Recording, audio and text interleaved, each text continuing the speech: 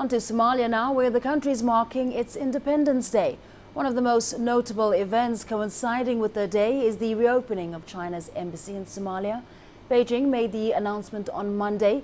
The delegation is heading to the Horn of Africa country today, and Somalia was once known as the most dangerous country in the world, but several inroads have been made against Al-Shabaab militants since then, and a semblance of normality has been returning to the capital, Mogadishu.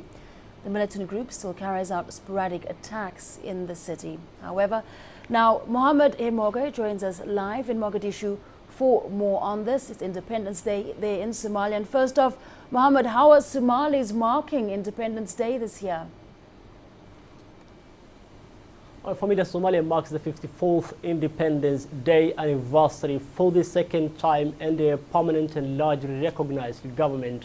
A new dispensation that has shown some growth and which many people both internationally and locally believe is making progress despite the threats, the constant threats posed by the Al-Qaeda-linked group Al-Shabaab. And now 1st of July celebration in Somalia is not only Independence Day celebration, it is also a day where Somaliland, the former British protectorate, unconditionally unified with the south of the former southern Italian colony to form the state of Somalia. Now, before independence, Somalia had been two states, the British protectorate in the north of Somaliland and mainland Somalia in the south.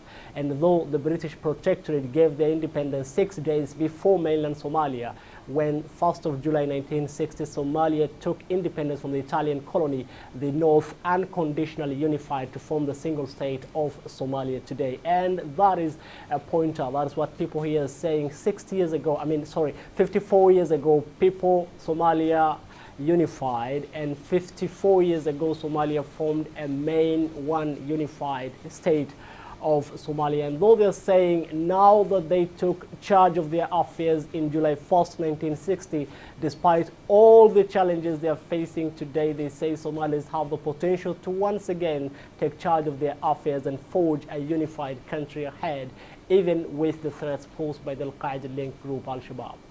Now, Mohamed, tell us more about the Chinese delegation that's heading to Somalia. Will there be a new ambassador amongst the delegation? For me, the officials from the Ministry of Foreign Affairs have told us today the Chinese delegation couldn't make it here because it coincided, as you have just said, with the Independence Day celebration. It couldn't have been possible for the Chinese delegation to have met with the president and exchange their credentials, or together with the prime minister for that matter. But the Foreign Affairs Ministry is telling us that the Chinese plane has left Beijing this morning and is expected to land here on Wednesday, that is tomorrow early morning.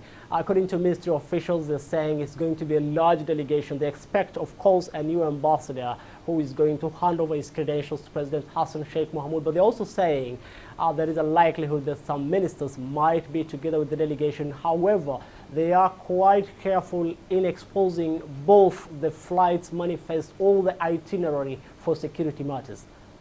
All right, Mohamed, we'll leave it there for the moment. Thanks very much for those details. Mohamed Hirmoge there live in Mogadishu.